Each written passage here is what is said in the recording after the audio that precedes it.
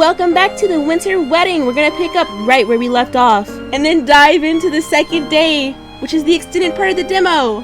All in one video. Enjoy. Oh shit! Yeah, we f***ed up.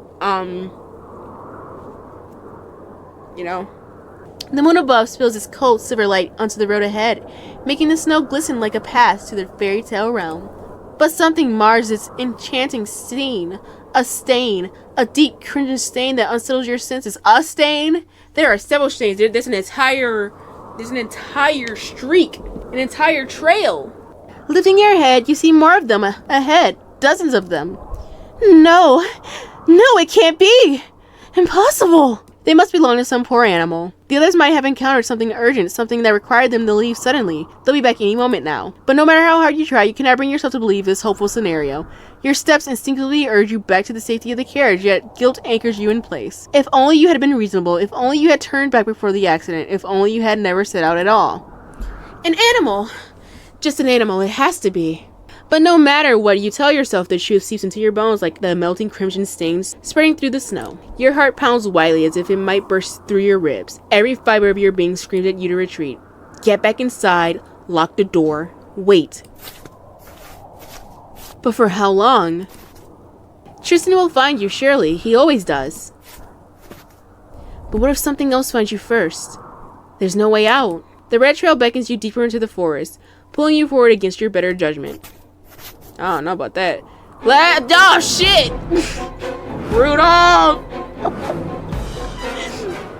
I was gonna say, last time I followed blood, I ended up in a village in Resident Evil, so, you know, maybe we shouldn't follow blood, but, you know. Until you see it, a pool of blood beneath a tree trunk, and then, in its center, a man lying motionless, as if dead. Yo, you got a gun on you? I'll take it from you. I'll take it off your hands, not like you're gonna use it. Even before stepping closer, you know. It's Rudolph, your hands fly to your mouth, trapping the scream that turns into a hard lump in your throat. No! No! My fault, Rudolph. I got him killed. Oh my god. God, please! Despite the burning in your lungs from uneven breaths, despite the sharp ache twisting through your muscles, you desperately want to believe this is not real. A hallucination, maybe like yesterday. But no matter how many times you blink, the scene before you does not change. Then you notice it, the weak rise and fall of his chest. He's still breathing. Oh shit. Rudolph! How could he still be alive after losing so much blood? At that moment, the sound of snapping branches reaches your ears, and a shadow emerges suddenly, among the trees, like a ghost. It moves so fast that you have no chance to scream or run. You are completely trapped. As if your body is no longer under your control, your legs suddenly refuse to support you, and you collapse onto your knees. Like prey, ready to be hunted, you should have never come to this forest. The only thing still under your control is your mouth. You manage to move your lips. No! You can't eat me! I'm not food! As the shadow draws closer, its terrifying bulk shrinks down to human proportions, and the eerie silence of the forest is broken by a powerful, energetic laugh. I'm sure you're not food, my dear. At the very least, I'd like a well-seasoned venison steak over you. You got my hopes up for nothing. Oh, are you Redford? Buddy, I think I still might off myself, because what do you mean my fiance shows up? I'm talking about, don't eat me! And he's like, dude, what the f*** are you talking about? Well, thank God, I thought I was dead, so this works out for me. I didn't make a bad choice, guys. Rudolph is bleeding out, but we're okay. A moment later, the shadow comes clearer. His jacket, the ornate hunting rifle, and his... Did you shoot Rudolph? Bro! Please tell me you didn't just shoot my coach, my jockey. The blood-red gleam of his hair in the darkness and the sharp cut of his jawline.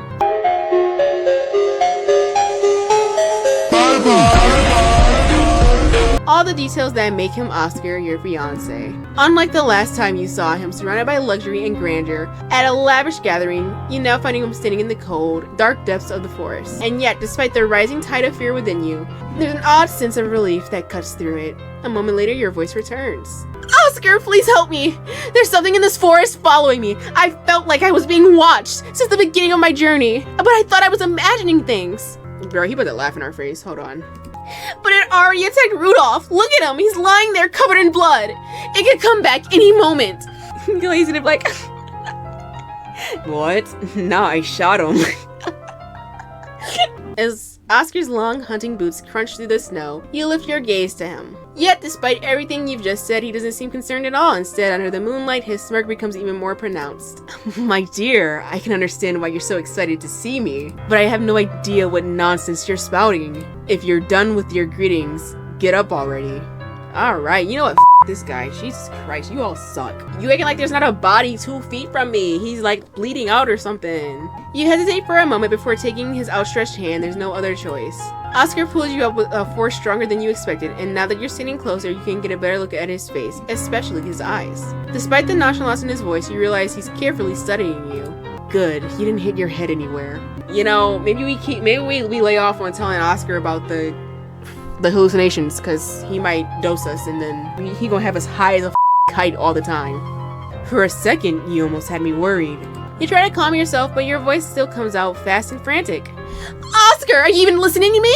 I'm serious! Look at Rudolph, You stop mid-sentence as your eyes fall on Rudolph, realizing something horrifying. The pool above surrounding him is gone, as if it had evaporated into thin air, just like what happened in the cemetery and in the bathroom. Oh, so what, he's just unconscious? Oscar, noticing your silence, crouches beside the man lying at the snow. Rudolph? I was almost sure his name was something ridiculous, like Tristan. Oh, you're so silly. That's the other guy. This is the guy that he beats for disobedience. You got them mixed up. Whatever. Shit, he's not dead. Yeah, I thought he was dead, no, regardless of the blood or not. I thought you had finally decided to get rid of him and brought him to my estate to bury him. Your mind comes to a complete halt. You don't know what to think anymore. The only thing you're certain of is that Rudolph is your priority. Please stop joking and help me figure out what's wrong with him. Do I look like a doctor to you, darling? Oh my god.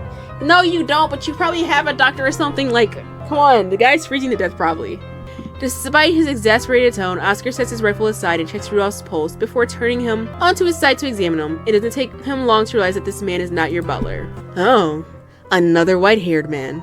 Your preferences truly leave me speechless, dear. Looks like he's just passed out, though if he stays like this much longer, he'll freeze to death. Even though your mind is full of questions, Oscar's words bring a small relief in the middle of this wretched journey. You eagerly speak up. My carriage is nearby. We can carry him there. He can carry him. I'm not lifting shit. There's a grown man. And I'm feeling weak as it is. Illness. For a brief moment, the mockery in Oscar's eyes dim.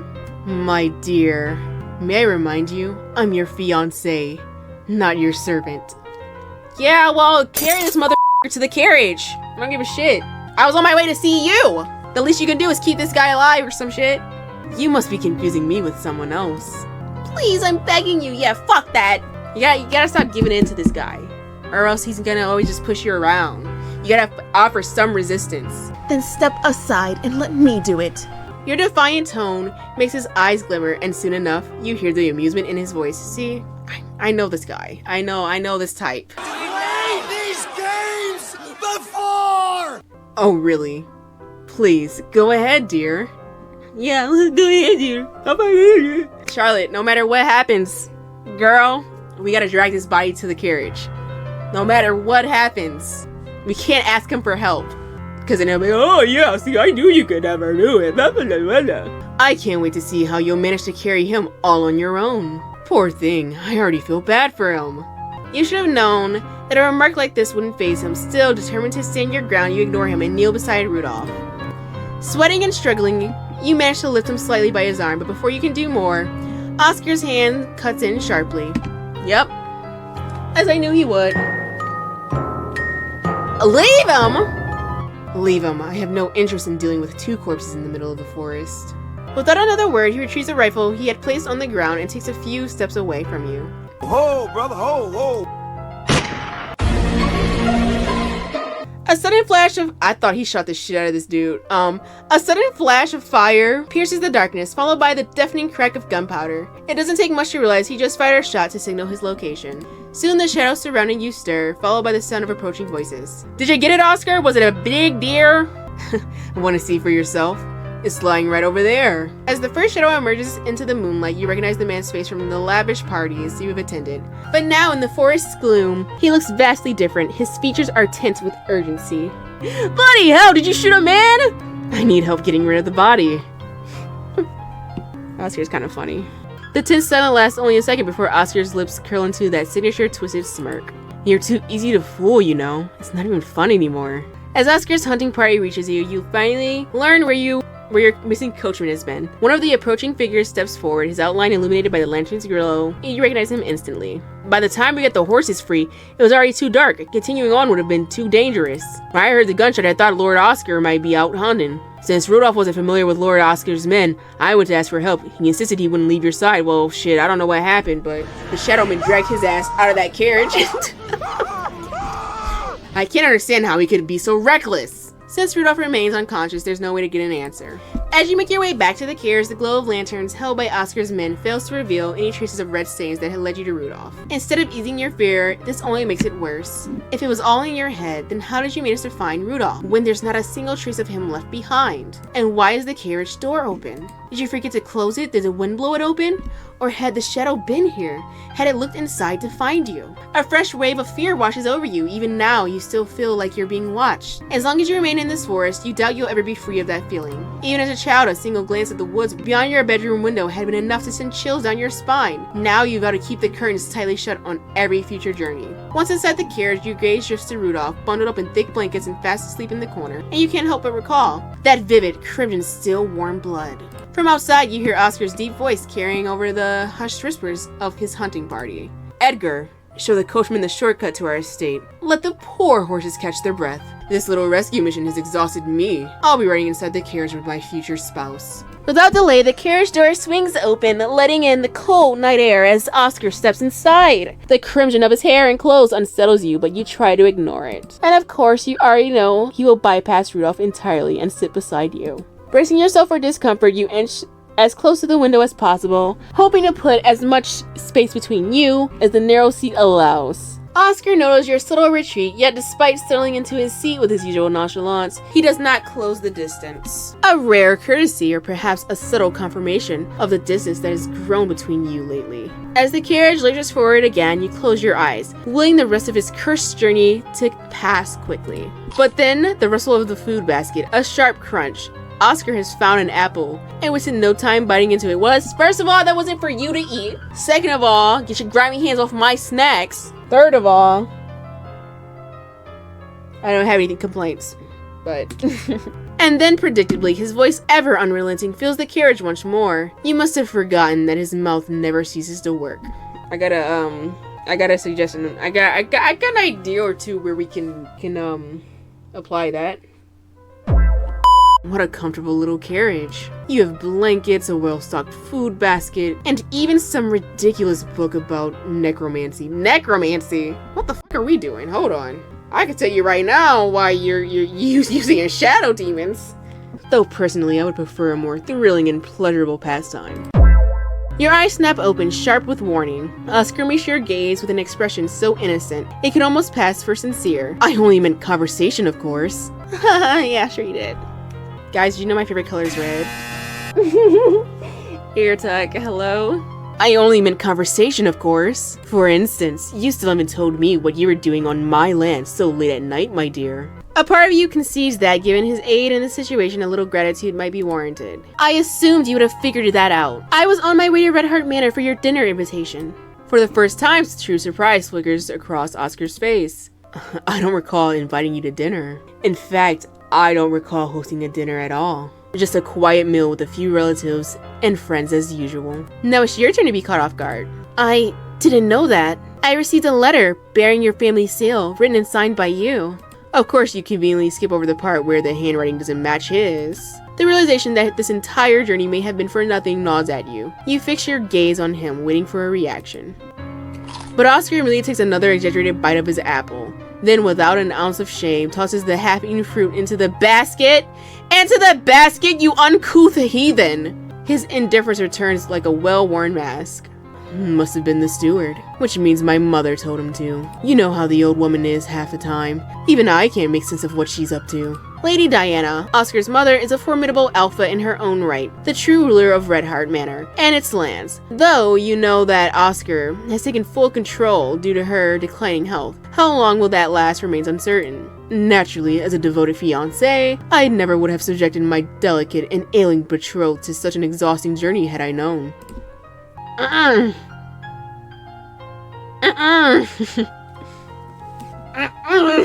gonna have you talk shit, bro. And yet, this devoted fiancé never thought to check on my well-being himself despite hearing I was unwell. Interesting. How peculiar. Got him. Caught his ass. Yeah, fire back. Being docile and submissive ain't gonna get Nowhere with this dude. You gotta call him on his shit sometimes. For a brief moment, Oscar's ever mocking expression falters, then with a slight lift of his brows, his smirk returns. He quick on his feet, bro. Frankly, I assumed it was just an excuse to avoid me.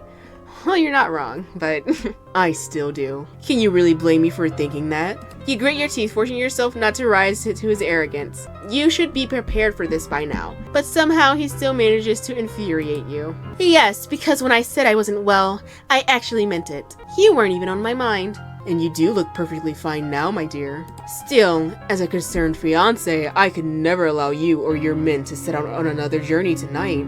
Oh, but look, we've arrived! With a flourish, Oscar pulls back the curtain. Perched at the top of the steep hillside, Redhart Manor looms against the night sky, its dark silhouette swallowing the light from the carriage lanterns. The sight leaves you momentarily stunned. How had you arrived so soon? Any lingering doubts about Oscar's so-called shortcut vanish. Welcome, my dear. Welcome to the Redhart. Redhart? It looks black to me. At long last, your journey has ended, and yet, deep inside, you can't shake the question. How will the night pass?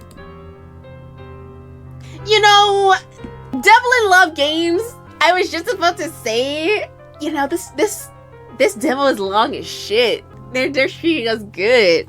And boom! To be continued. I'm just a little curious what will happen if we go home. The journey has become nothing more than a treacherous gamble, and neither of you can predict what lies ahead. As you wish, my lady. I will affirm the caution at once. The door is shut, sealing you once more in a confined warmth of the carriage. The enclosed space provides a sense of comfort, if only temporary. A thought tugs at your mind. You never sent word to your fiancé about missing dinner. Yet, easily you push aside the concern, knowing you've made the right decision. The shadow in the forest had undeniably influenced your choice. Whether it was a poacher, a predator, or merely a trick of the light. The carriage jolts as the horses are urged to turn back.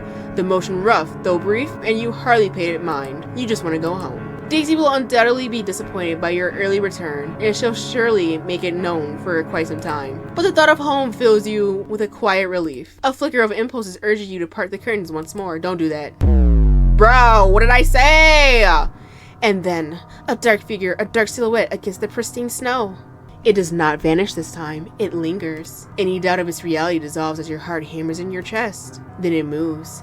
And in a horrifying instant, it's charging toward you. Your lips part in terror, but no sound escapes. You are too late to cry out, too late to warn the others. The distance between you disappears in the blink of an eye. A monstrous, guttural growl fills your ears. This isn't the first time you've heard it. You remember the sound and the terror that came with it. Darkness, damp, suffocating cold. But where? When? The memory is too fragmented to place. You tightly shut your eyes to avoid witnessing this dreadful moment. The carriage shudders violently under the unnatural force. Your body is thrown against the other side of the carriage, and the horses scream in fear. The coachman curses ceaselessly, but no amount of skill can steady the panicked beasts. A second impact. A second impact! Wood splinters, and this time the sharp crack of gunfire, followed by something far more sickening, the brittle snap of a body colliding with the carriage's frame. Before you can understand what is happening, pain blossoms through your limbs. And then, nothing. You wake to a world that offers no answers. Unlike the others, you somehow survive. But how? The doctors determined from your injuries, the fractures and scars, that it must have been an animal attack. The horses, spooked beyond control, must have lost their footing on the icy roads leading to the catastrophe. You struggle to believe them because you saw it. You know it was more than a wild animal. Yet few are willing to listen. Even Tristan, who found you by chance while traveling the same road back from town, does not entertain your suspicion. Well, yeah, fuck you, Tristan. Tristan pisses me off, actually. You would think Oscar bothers me, but no, Tristan bothers me because how are you so devoted but you don't believe me? If I said a fucking shadow attacked me, a shadow attacked me and I want you to go hunt it. What am I talking about? Ugh. But that is not your only problem. The doctors are certain you will never walk again. I'm paralyzed? Paralyzed? A single foolish decision has cost 2 innocent lives and your legs. No amount of regret will change that. But at least this time you know what must be done. During this visit to the estate, you tell your fiancé the truth. This marriage will only be a burden to you, Oscar. I have no right to ask this of you. You are free of your promise. His smile is light, but his gaze is razor sharp. How thoughtful of you, my dear. I came here to tell you the very same thing. Isn't it wonderful how we can agree without even speaking? Yeah, I'd kill Oscar too. At the very least, I will always remember you fondly. And every time I hunt, I shall send you the finest catch. The most exquisite. The most untouched. His gaze settles deliberately on your neck, on the scar left by the predator. Every time you recall it, your skin prickles. It's a miracle you survived the creature in this state, if you truly survived at all. Your wedding is cancelled. Holy So I did make a good choice. I could feel it in my gut that if I tried to make a U-turn, that was not happening. Not while you're being chased. I don't know what's going on in this building with these shadows and whatnot, but it's giving like, I don't know if I did a transmutation circle and like up like the Elric brothers, or like, but something's going on and Tristan's involved in it somehow. Maybe Daisy's involved, because how do I drink a cup of tea to relax on his orders? Daisy complies. She's like, be sure to drink your tea. But Daisy's afraid of Tristan. Everyone in the house is afraid of Tristan. So like, if Tristan says, hey, put a sedative in the drink, you put a sedative in the drink, and like, it is what it is, because I'm not getting beat up. And then I don't take the sedative, and there's a party going on in my basement full of shadows. And I'm supposed to think that Tristan has no idea about this? Charlotte may be clueless about what goes on in the manor, but Tristan is not. So I don't know if those are your kinfolk. I don't know what's going on. If it so happens not to be Tristan at all, I'll apologize. But until then, this is a hill I'm dying on. Someone in this house is with me, and I think it's everybody. You know, sometimes people do things when they love you, like put sedatives in your chamomile tea, or like follow you through the woods. Maybe. What if Tristan has friends on the other side? Like, you know, we can just consider the possibilities. Charlotte doesn't know the guy that much. So if you made it this far, go ahead and like and subscribe and all that jazz. But there has been an extension to this demo. Now there's the second day, and the second day is at the Redhart Manor. And you know who's at the Redhart Manor? Oscar. And I'm a fan of Oscar, so like, if there's still more demo available, why not play through it? So take your break, stretch your legs, and buckle up. Redhart Manor greets you not with silence, but with warmth. The moment you step inside, a wave of golden light and heat envelops you. You know, quite literally, I think the Redhart Manor is better, and maybe you guys should have chosen to live here instead, because the other house, your house, Charlotte, sucks. It feels dead in there. The grand hall is lavishly lit and perfectly heated, chasing off the bite of the forest cold that still clings to your sleeves. Compared to the desolate hours spent among snow-choked trees, this place feels like a hidden sanctuary carved out of winter's jaws. You can almost feel your shoulders drop, tension melting from your spine. Well, what's the problem? What's the problem marrying Redhart? Because apparently this place is just great. I'm not seeing any downsides yet. No wonder Redhart draws visitors in every season. Who wouldn't seek refuge in such opulence? A manor this size, such elegance must come at an exorbitant cost. But judging by the army of servants lining the hall, you doubt the owners are concerned with such trivialities. Oscar, by contrast, doesn't even pause to take it in. He doesn't know what he has. A warm home? A lively home? My servants are terrified. They walk around shaking. With the kind of practiced ease only someone raised in excess could imagine, he shrugs off his heavy coat and tosses it without looking into the waiting arms of a nearby servant. Jesus Christ. He's so arrogant. Then with his usual feline grace, he makes his way toward a woman you recognize, Redhart's housekeeper, a sharp-featured, stern-looking matron. Whoever the shadow is, he got that shit on. Like the pot collar. Congratulations, Chase. You caught it midair. You must have been practicing while I was away. Eyes rolling, back in my head. Can I pick him or can't I pick him? We're terribly late, aren't we, my dear? Is everything in order? You don't need to ask whether his endearment is reserved solely for you. The housekeeper's stoic expression makes it perfectly clear. Still, you think you catch a hint of warmth in her voice. Perhaps you only wish to. All is well, my lord. Hey, Edgar, stop fiddling with my rifle. He's fiddling with your what? The only reason you're not a better hunter than me is because I'm simply the better hunter. It's sound reasoning, what can I say? Huh? I'm sure you got some trick up your sleeve. While Edgar grumbles, and I can't remember what Edgar's voice was. While Edgar grumbles and hands the weapons over to a waiting footman, your fiancé redirects his attention to the housekeeper. So, tell me, darling, how's the old woman? At the mention of old woman, the housekeeper's face threatens to tighten, but she restrains herself with practiced grace. You can't help but admire her loyalty to her weakened mistress. Hoping to hear something of Lady Diana's condition, you begin to step forward, only to have your view suddenly blocked by what must be the largest man you've ever seen. Get the hell out of the way, bro! A footman, judging by the uniform. Fortunately, there's no reason to panic. He has not come for you, but to carry away Rudolph, still unconscious, who's being half-dragged by your coachman and one of Oscar's hunting companions. Yeah, I totally forgot about you, Rudolph. I hope you're okay. Your gaze lingers on the young servant, still slumped emotionless. Hey, could it be as worse as what Tristan does to him when he doesn't behave, right? Right? Oh, brother, this guy's... Pity coils tightly in your chest, followed swiftly by curiosity. He needs to see a doctor without delay. There's no visible injury, but we can't know what happened in the forest. He may have struck his head or eaten something poisonous. He probably got smacked around. I can attest, Charlotte, he got mauled out there. Though the hulking servant appears to be listening, he offers no response. You aren't entirely sure he even understood you. You're just about to speak again when Oscar cuts in, answering on his behalf. Stop alarming him with all those orders, darling. Redhart has its own doctor. Though honestly, I can't say he's done much beyond handing out antacids to my guests. Still, thanks to your boy, we'll get to put his skills to the test. Despite Oscar's dismissive tone, the knowledge that there is a physician on the premises brings a flicker of relief. As the massive servant lifts Rudolph onto his back, it dawns on you he doesn't respond to your voice or any voice at all. He acts solely on orders already given. He must be both deaf and mute. Great. Can't wait to get assaulted in this house. Mauled in this house.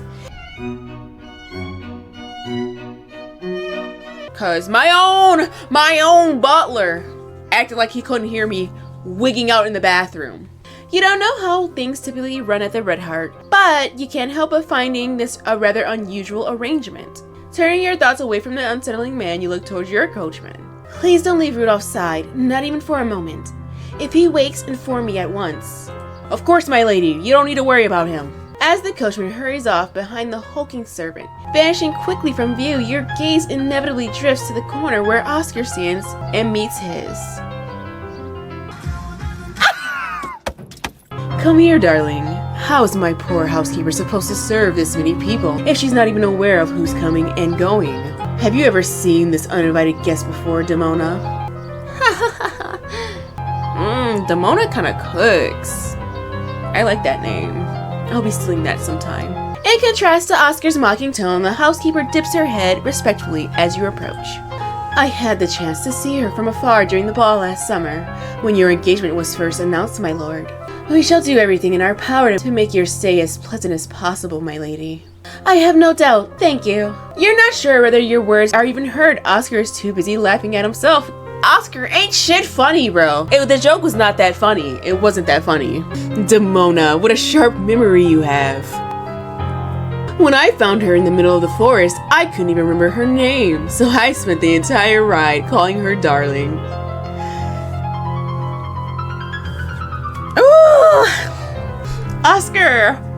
Oscar, my shark slayer, you are grinding my gears.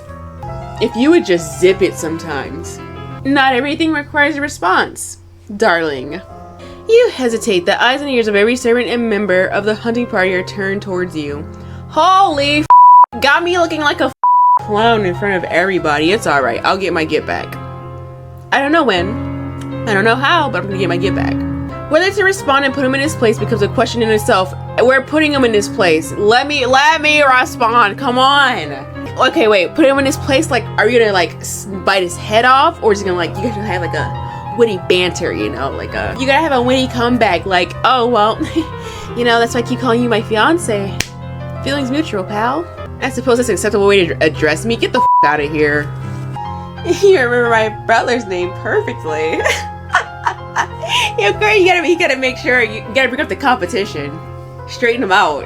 Although he don't gotta know that this competition is on thin ice, but come on, we all saw the picture. Like, you can't. Boom shakalaka! Yes, God! Yes, God! When he let his hair down, come on, come on. You remember my butler's name perfectly. Oscar falters for a moment, and you wonder if you've gone too far. We have not gone too far. I'll let you know, Charlotte, when we've gone too far. If he can't handle this, he need to knuckle up. But don't worry, as we know, it's gonna be short-lived, because he's quick on his feet, but he faltered. That's 2 for me.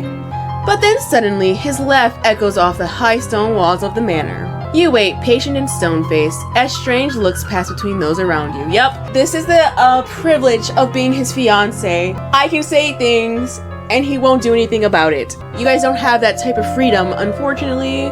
But don't worry, if anyone wants to get back, I've got you. Oh, shit. Yo, he about to call my bluff.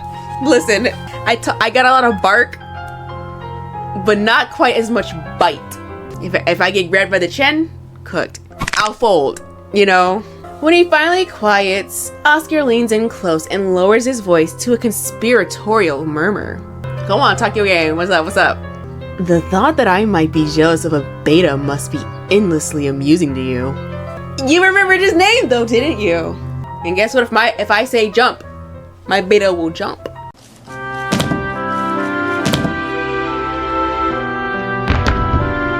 The thought that I might be jealous of a beta must be endlessly amusing to you. It's hilarious, Oscar. It wouldn't be becoming of you. Get me in a room with Oscar. Let me type my own responses. I got a bunch to say. Tristan is so commanding, so unshakably composed that you often forget he is, like the others, just a beta. Just a beta.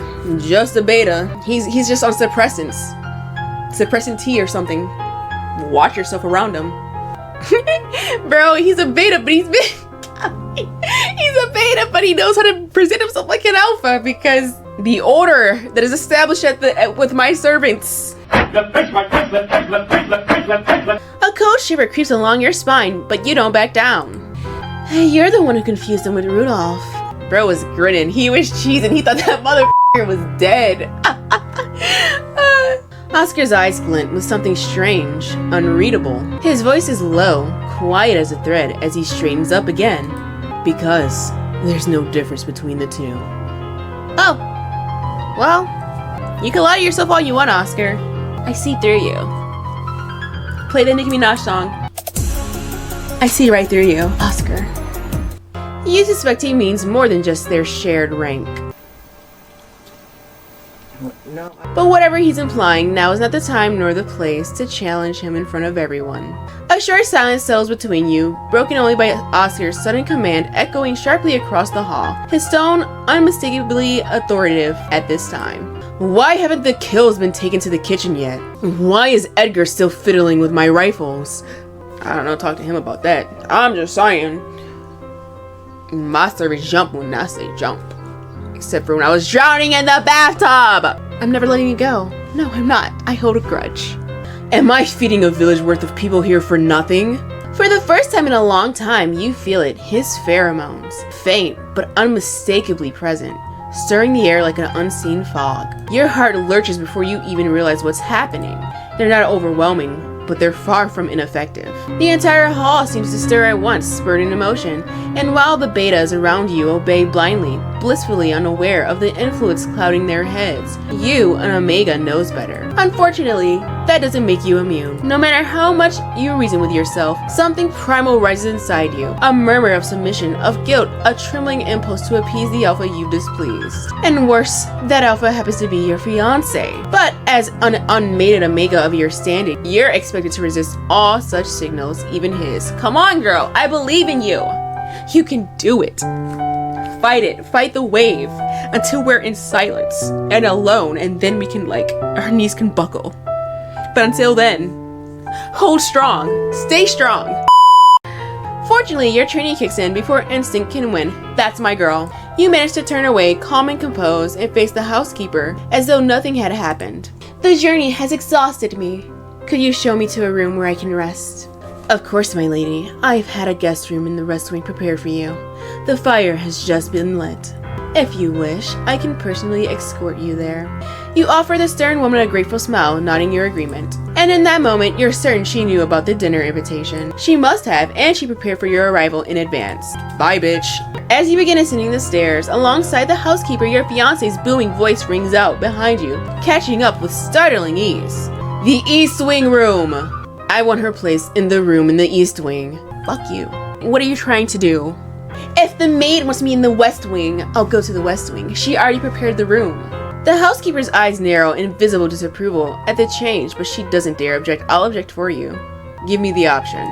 From your place on the steps, you can't see Oscar's expression, but his voice, dripping with mockery, reaches you all the same. I wouldn't want my beloved future spouse deprived of her usual silence. Oh, you're so thoughtful, thank you.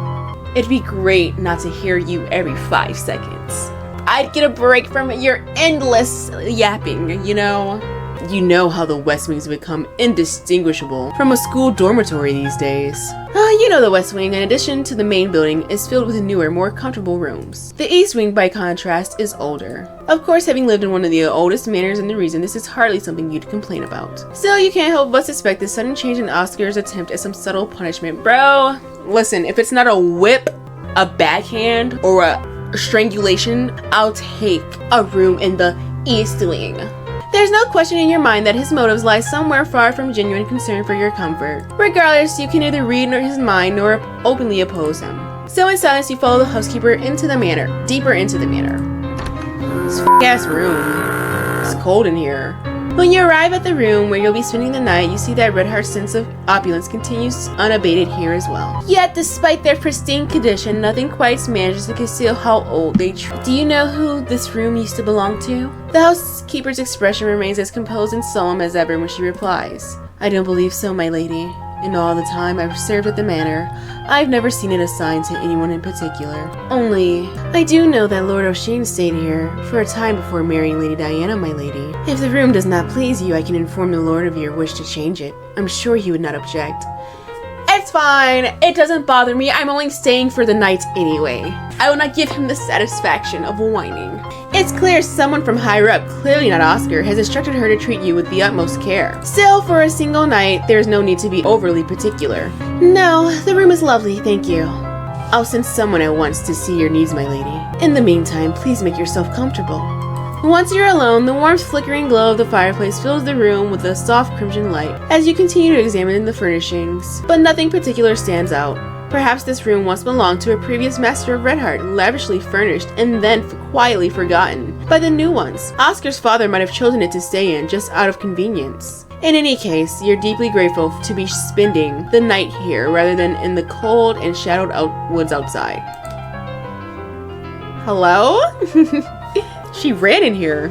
Before long, the maid sent by the housekeeper arrives and assists you with your bath without requiring you to step out of your room. The warmth of the water loosens your muscles, leaving your whole body draped in a sweet lethargy. And before long, you stop finding the unfamiliarity of the room strange at all. Oh, did I fall asleep again? By the time a gentle knock on the door stirs you back to awareness, you've almost forgotten where you were. You sit up straighter in your armchair and bid the maid to enter. You're expected in the dining room for dinner, my lady. Running out of voices. But she's got a high ponytail, so her voice will be high. That's all I can say. Your gaze rests to the clock above the fireplace, confirming your sense that the hour is unusually late. Isn't it a bit late for dinner? Here at the Redhart Manor, dinner's always served at this time, my lady. Oh, looks like I was on time, despite the snow and crashing the car. Sometimes the meals last until midnight. Is that so? The meals I've attended usually started and ended earlier. But recalling that your last visit to the Redhart Manor was before the first snow had fallen makes you question the reliability of your own memories. Oh, never mind. I don't think I could eat anything at this hour. I'm afraid I'll have to miss dinner. Have him come up here and get me! He's gonna come up here like a beast. You're gonna have dinner! Or not at all, darling. Gotta add the darling in there. In truth, your decision has less to do with your appetite and more with your desire to avoid encountering Oscar and his pheromones again tonight. What does Oscar smell like? What do they smell like, you know? Is this a scented Omegaverse or, you know, just strictly pheromones? I want to know. Whether intentional or not, you know that spending time around an alpha carries risks for someone like you. Especially when that alpha is arrogant, careless, and insufferably self-assured as Oscar. The maid respectfully nods and leaves the room, only to return a short while later with a small serving cart. Ooh, thank you. Then, she quietly withdraws once more. You find an assortment of delicate sandwiches, buttery savory scones, thinly sliced cold meals, dried fruits, and a steaming bowl of soup waiting for you. Unfortunately, I think this is kind of like bonkers to like have pushed through the storm and the crash and all of that to be like, yeah, I'm not gonna go to the dinner though. But do your thing.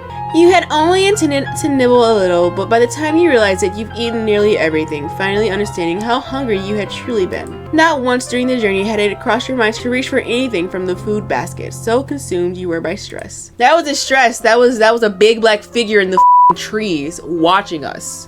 Now, full and warm, you feel like you could finally give in to the day's exhaustion and sleep through the night. But it doesn't take long for you to realize you were wrong. Despite how much time has passed since you slipped into bed, you still find yourself staring up at the arms of the chandelier on the ceiling. If this keeps up, sleeplessness may soon become a permanent affliction. Still, rather than dwell on that, you focus on solutions, at least for now. Had Tristan been with you, perhaps he would have drugged me! Somebody in that house would have drugged me! Had Tristan been with you, perhaps this time you might have skipped the tea altogether and simply asked him to try the other method. I mean, shit. If that's what you want, Charlotte. Who am I to judge? Careful what you wish for. That other method might have you out. That is to read aloud to you. Yeah, sure. If that truly was the method he had in mind last night.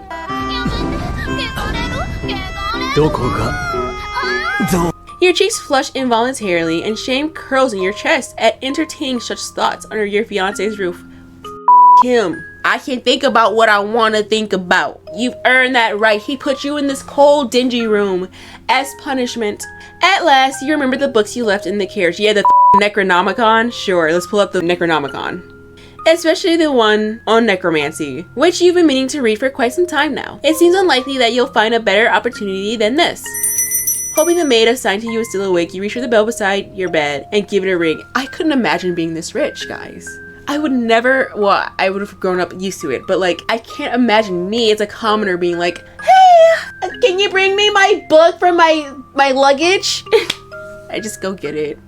Fortunately, she arrives moments later. Though the hour is undeniably late, she responds with such a calm composure that you find yourself wondering about the rhythms of Redhart's nightly routine, though, of course, you wouldn't dare ask her aloud. Has there been any news about Rudolph? I mean, the unconscious man I brought with me. I was told the doctor is still with him, my lady, but there have been no updates yet, as he's still examining him. Yeah, taking a mighty long time examining him. So what's going on with him? What do the marks look like? I need to talk to him immediately. Because now we're in this together. Me and him are partners. He's seen what I've seen. He's experienced it. So, ain't no one gonna sit here and call me a liar no longer. Although Rudolph's lingering state of unconsciousness stirs a knot of unease in your stomach, there is little you can do besides wait for the doctor's report. Thank you. Before you go, could you please have my books brought in from the carriage?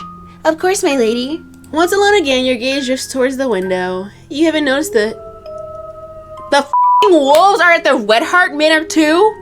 Yeah, these motherfuckers are following me. Yeah, wrap it up. Fucking wolf boy.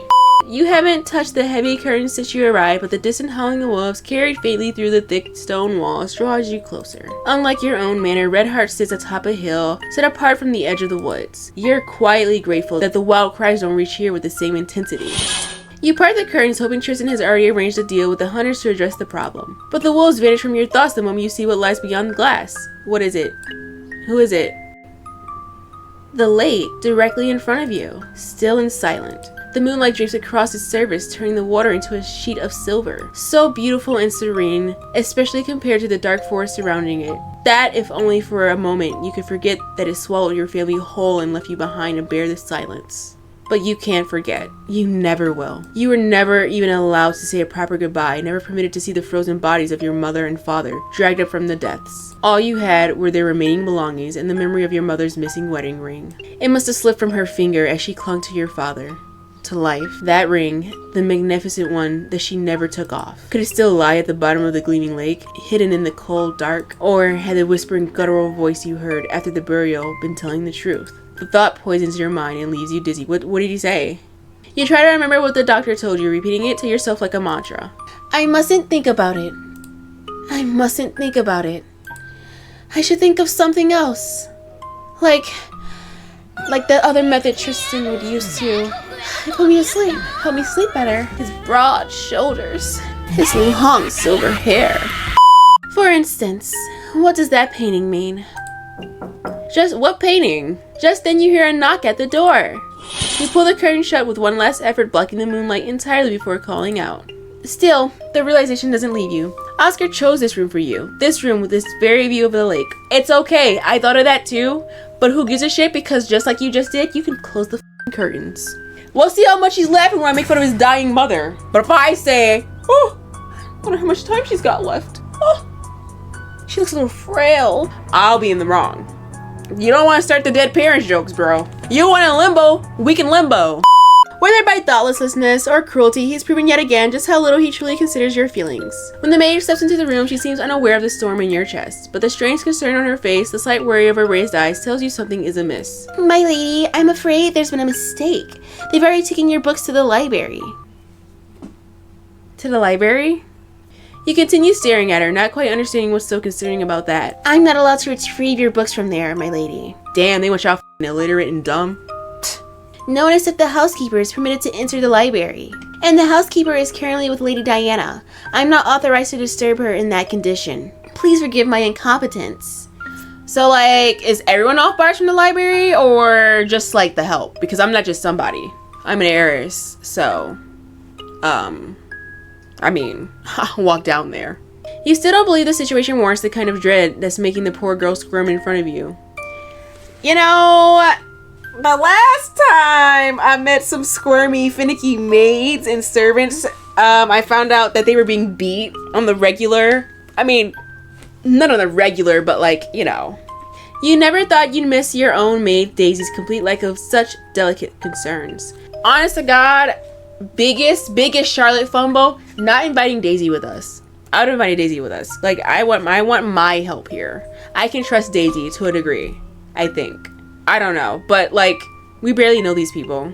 In that case, I'll go and fetch the books from the library myself. The startled look that flashes in the maid's eyes gives you pause. Girl, help a sister out. What's going on? What's up with the library? Am I forbidden from entering the library? The word forbidden sends another wave of panic across her face, making it clear that Redhart holds such restrictions in very high regard. You can't help but think about how much Tristan would enjoy that. No, my lady, I mean, I wasn't told anything like that. I don't believe there's any restriction applied to you. Good. See? Good.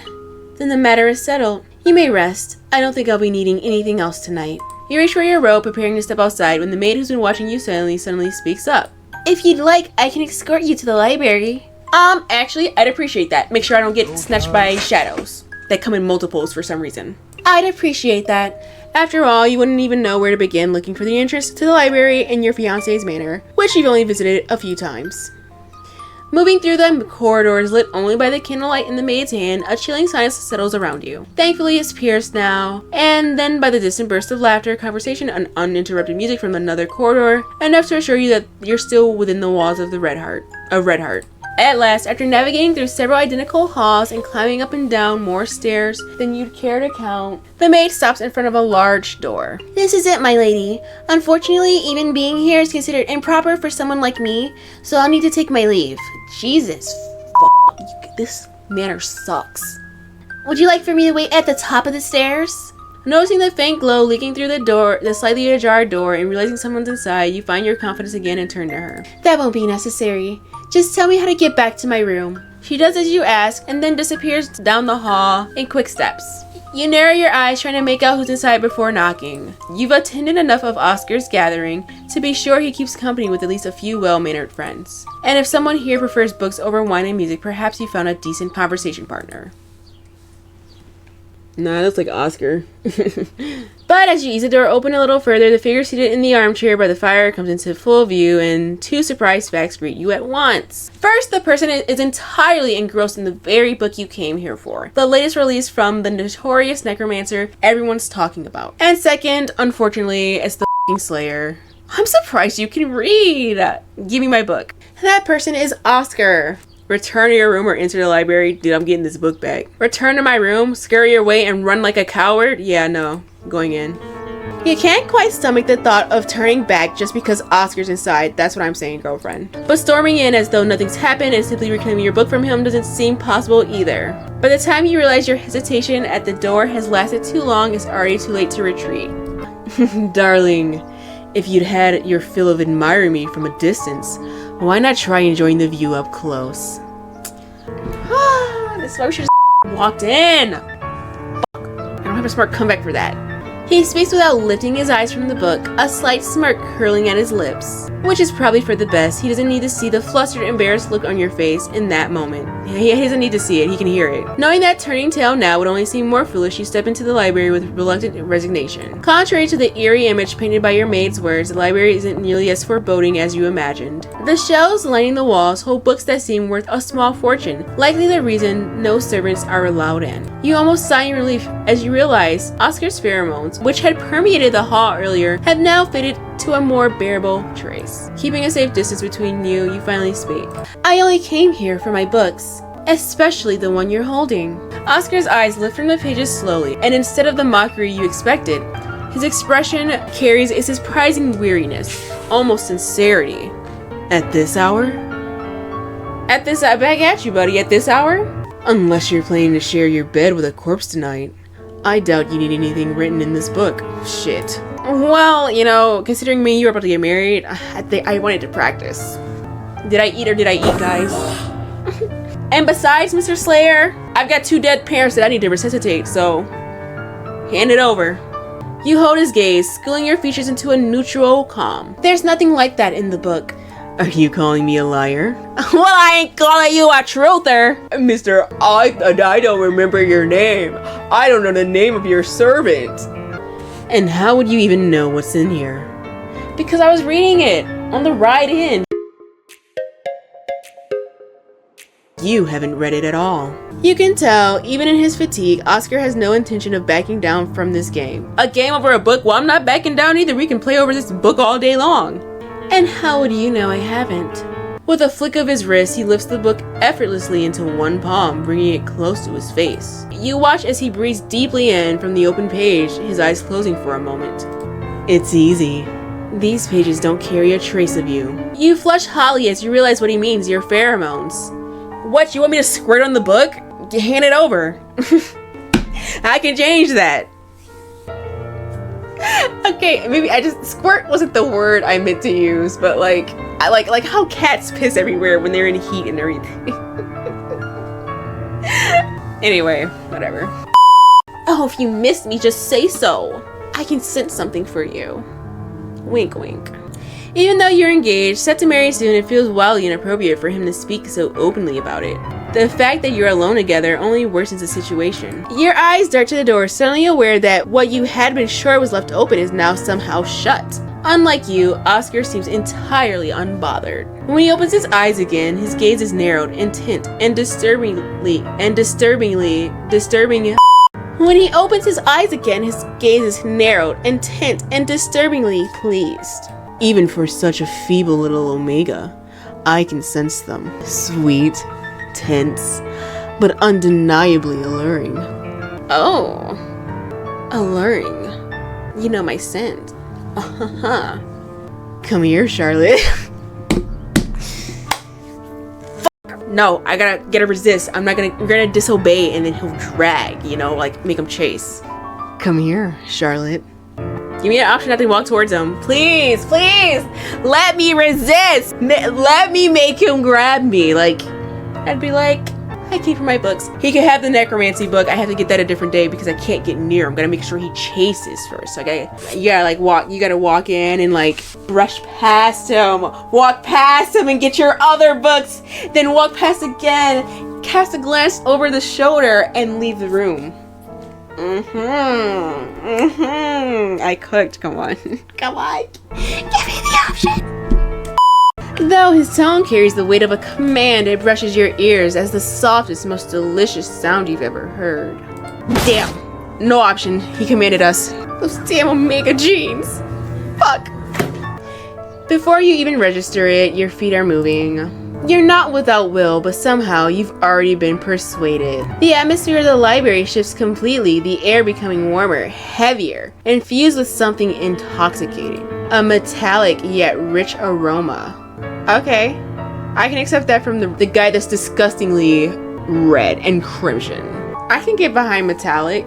Don't you guys just want to chew metal sometimes? By the time you reach the space before his armchair, Oscar still hasn't moved. He only watches you, eyes half lidded, sharp and assessing. Leave it to Oscar to say some to ruin this moment. He's like, gotcha, my little Omega. In the firelight, his hair gleams like the purest copper, and his lips look like ripe fruit, full and flushed. The way your fingers itch to reach for his hair to take those lips. It feels so natural, so easy, almost inevitable. Here's your book, my dear. Thank you. I'll be leaving now. Look him up and down. Devour him with your eyes and then leave. Because we got 8 more days before we start unwrapping wrappers. You had nearly forgotten why you even came here in the first place. So when he extends the book toward you, you hesitate, unsure how to react. I'm gonna react like a fish beaconed in by an angler. I'm yomping on the little thingy, and then he's gonna eat me. Or should I escort you back to your room and read you these fairy tales myself? I mean, like, Charlotte, you ain't gotta take the offer though. Pros, you get your story time. Con, he gets what he wants. We gotta starve him a little longer. And you kind of sold on that command thing already, so like, we gotta dip. Though the offer feels dangerously tempting, your answer comes with a sharpness that even surprises you. No. Good. Good for you. I want him to be like fiending for a whiff of my pheromones. Like take a big old whiff of my neck. And then like I want that brother starving. That's what I want. Your fiancé flinches just slightly, but then his lips stretch into a wide grin, effortless and mocking. Lay it on me, what you got? I was only testing, darling. I have no intention of wasting my night playing nanny for you. Unless you've got something tempting to offer in return. Well, but no, I don't. There's a half-buttered scone left in my room. He can eat something else if you want. There's another scone on the table, but you know. Oscar lets out a low, amused chuckle at that. Even for a brief moment, manages to pull at all your focus. How generous of you, my sweet. Sweet? Try delicacy. You know who's starving? Tristan is starving. 5 years? Yeah, I'd be hungry. A beat of silence settles between you. Sensing the moment's end, you reach out for the book, only for Oscar to yank it back before you can touch it! That's what I wanted him to do from the get-go, as soon as he had that book in his hands. I've won for the night. Thank you. Thank you, Mr. Slayer. You're left with your hand suspended in the air as he catches your wrist. Swift and deliberate, you barely manage to stop yourself from stumbling onto him, catching the side of his chair at the last second. Oh yeah, someone cooked here. Right, or you cooked, you know what the folks want. Because it's good. But even that can't stop the space between your faces from narrowing. You feel your breath scatter across his lips, close enough to taste the heat radiating off of him. And you're already far too provoked to pretend you don't want more. Guys, I like a good game of cat and mouse. Until your eyes lift from his mouth to meet his gaze. And in that instant, everything warm inside you turns cold. Don't start hallucinating. Just don't like him, but do not start hallucinating. I just saw a shadow out of the corner of my eye. Perhaps I am hallucinating. Oh my god. When you get into character too much. Because you've never seen such a frigid, razor-sharp expression in those fire-lit blue eyes. Bro, he about to threaten me with abuse. Oh my god. Slayer, don't say anything mean. Keep flirting with me. Like, don't look down on me because I'm gonna make, like, what do you mean a frigid razor sharp? Like, they're just icy, or like he hates me, Icy. Like, you're beneath me, Icy. Do you see now, Charlotte? You can only resist me if I allow it. You want to bet? Yes, guys, I'm aware how Omegaverse works, but that doesn't stop me from being resistant and stubborn. Fight! Tatakae! Tatakae! Tatakae! Oh. Yeah, we might have gambled a little too hard. There's a lot of pheromones going. It's only now that you've become fully aware of the pheromones that have saturated the room. Unlike the faint command he used earlier in the hall to direct the service, these are thick, oppressive, utterly overwhelming. You've never been subjected to anything like this before, and every sense feels scrambled. You vile, shameless, contemptible creature! How dare you! Guys, I still kind of like it though. I still kind of like it. Even though he knows full well that such a thing is a grave taboo in your society, Oscar's expression doesn't shift an inch. All is fair in love and war, darling. See how much is fair in love and war, my foot's up your ass. And believe me, love is the last thing you'll find at Redhart. Oh, brother. Well, good thing we won't remain at Redhart when we wed. Darling. Rated out of 10, guys. I cooked. The sooner you understand who you're dealing with, the better it'll be for you. Let me go. You struggle with all your strength, but it's useless. Yeah, buddy. He's got us in our iron grasp. That's the only thing about playing with the devil. The cuffs are tight. But this is a secret third option, Charlotte. It's not very ladylike. Give him the old dick twist. Bet he'd let go then. He'd be furious though. But he'd let go for a second. Your fiancé tightens his grip on your wrist instead of releasing you. You're so stuck in the past, you can't even see what's right in front of you. It's maddening how weak you are, and yet so oblivious. You should be far too old to still believe in every fairy tale you've read. Bro, what fairy tales are you talking about? When have I said anything about fairy tales? Ain't nobody said they was in love with you. You're attractive, yes. You can kiss the meow meow. Maybe. But who said anything about love? You feel something snap inside you. It's too much. Your voice erupts with all the fury you've held back, echoing against the library's walls. I said let me go! You catch the flicker in his lashes, the momentary falter in his composure. As you wish. I mean, this was a very dangerous situation, and like, you know, valid concerns of like, yeah, if he really wanted to, he could just, he's stronger, he's got the alpha commands, he's got the pheromones. It's a lot to risk out here. And just like that, you're free. Now straighten out your dress and walk out with your chin up and head high. Without sparing him even a glance, you bolt from the library. As you try to navigate Redhart's dim corridors back to your room, your rage gives way to something far worse: regret. Normally, Oscar's words wouldn't have shocked or angered you so much. After all, even before your engagement, you knew what a bond between an Omega and an Alpha entailed. But something about tonight, about him, feels different. You can't shake the thought that Oscar meant to go beyond the boundaries society deems acceptable, especially when his own mother was infamous for keeping her Omega in a near constant haze of dominant pheromones, until he became more dependent than devoted. And look at her ass, sick. That karma came back full-fledged. Still, no matter what, you don't want to believe that the Oscar you've known since childhood, that bright, cheerful boy who used to pull you into games from your quiet corner, could turn into someone like that. Maybe it was your mistake to think he was anything like his mother. And yet somehow, though you're sure you've gotten lost along the way, you find your room again. The first thing you do is retrieve a small bottle from the handbag you never part with. Without hesitation, you tip back the bitter medicine, drinking down half the vial. Your face contorts at the taste, but at least for now, you feel somewhat safer, less vulnerable to the alphas around you. In any case, a sleepless night lies ahead.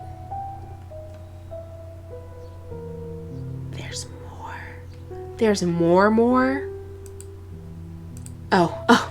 Thank God. Oh, brother. You think you're gonna scare me off with this? You're gonna get hurt here. Blah, blah, blah. If Charlotte says you were a sweet little boy, you're probably still in there somewhere. Or else you won't be making so many quippy little jokes all the fucking time. I suggest we kill your mother, because clearly she's the problem. We kill your mother and maybe her maid, because that's her ride or die. She won't take well to me killing her mother. But that's just my opinion. I'm just saying. But that is it. That's all you'll be seeing from the winter wedding for a while until the whole thing's finished. Someone remind me when it's finished. But yes, I will return to see the rest of the story, to romance the boys, all of that when the full game is done, and I look forward to it. I don't really know who I'm going to romance first. I haven't really decided. I've psyched myself out with Tristan, so I kind of don't like him.